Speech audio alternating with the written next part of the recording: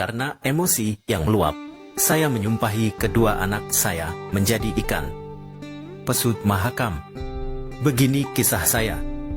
Dahulu kala di suatu desa Muara Muntai di Kalimantan Timur, hiduplah seorang ayah yang tinggal bersama kedua orang anaknya. Sang ayah adalah saya. Saya hanya tinggal berdua dengan kedua anak saya setelah istri saya meninggal karena sakit. Untuk menghidupi kedua anak saya menjual kayu bakar di pasar.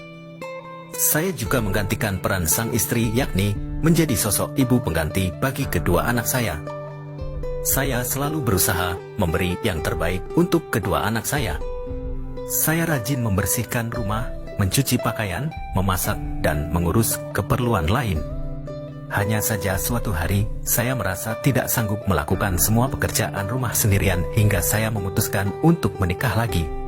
Saya pun menikahi seorang perempuan yang cantik dan baik hati.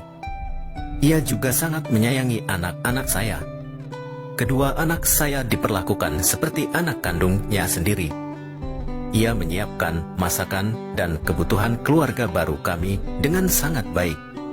Dengan penuh kasih sayang yang tercurah, baik saya dan kedua anak saya sama-sama bahagia dengan kehadiran ibu tiri yang baik hati tersebut. Hanya saja, sikap baik tersebut ternyata tak berlangsung lama. Suatu hari, ketika saya pergi ke hutan mencari kayu bakar, istri saya menunjukkan sikap aslinya. Ia memperlakukan kedua anak tirinya dengan kurang ajar. Ia menyuruh anak-anak saya dengan berkata kasar dan penuh amarah. Jika tidak sanggup menjalankan keinginannya, kedua anak saya dipukul hingga sekujur tubuhnya penuh memar. Sementara ketika saya pulang, sikap istri saya berbanding 180 derajat dengan sikapnya ketika saya tidak ada. Hingga suatu hari ketika saya tidak ada di rumah, istri saya kembali menyuruh mereka pergi ke hutan mencari kayu bakar. Karena takut dipukul jika tidak melakukannya, mereka pun segera beranjak pergi.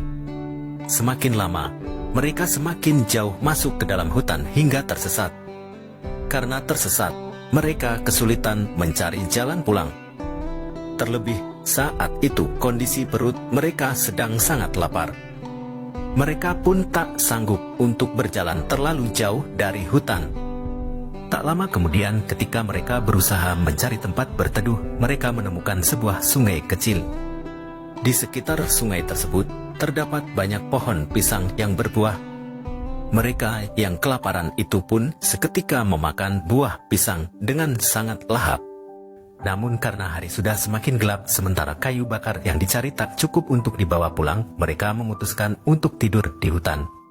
Terlebih mereka juga tidak tahu harus lewat kemana untuk pulang. Keesokan harinya mereka berdua melanjutkan untuk mencari kembali kayu bakar sesuai permintaan sang ibu tiri. Setelah dirasa cukup, mereka segera mencari jalan pulang dan menemukannya.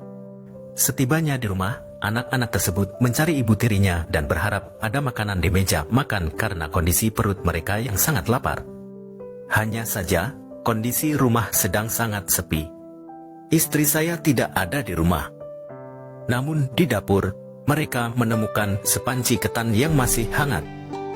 Karena kelaparan, mereka pun menyantapnya dengan sangat lahap sampai tidak tersisa. Tak lama kemudian, saya dan istri tiba di rumah. Kami berdua sangat kaget karena makanan tidak ada yang tersisa. Kedua anak saya berniat untuk menjelaskan kondisi mereka. Akan tetapi istri saya memotong pembicaraan dan justru mengadu kepada saya bahwa kedua anak tersebut tak pulang 2 hari karena bermain di luar. Mendengar istri saya berkata seperti itu, saya langsung marah dan berkata, "Dasar anak nakal, kalian ini punya otak tidak? Kalian ini manusia atau anak ikan?" Setelah ucapan saya itu tiba-tiba petir dengan keras terdengar. Kedua anak saya kemudian merasakan panas yang hebat di seluruh badan. Pelan-pelan tubuh kedua anak saya yang malang itu berubah menghitam dan berlari menuju sungai. Saat ketika berlari ke sungai, tubuh mereka berubah menjadi ikan berwarna hitam dan dinamakan Pesut Mahakam.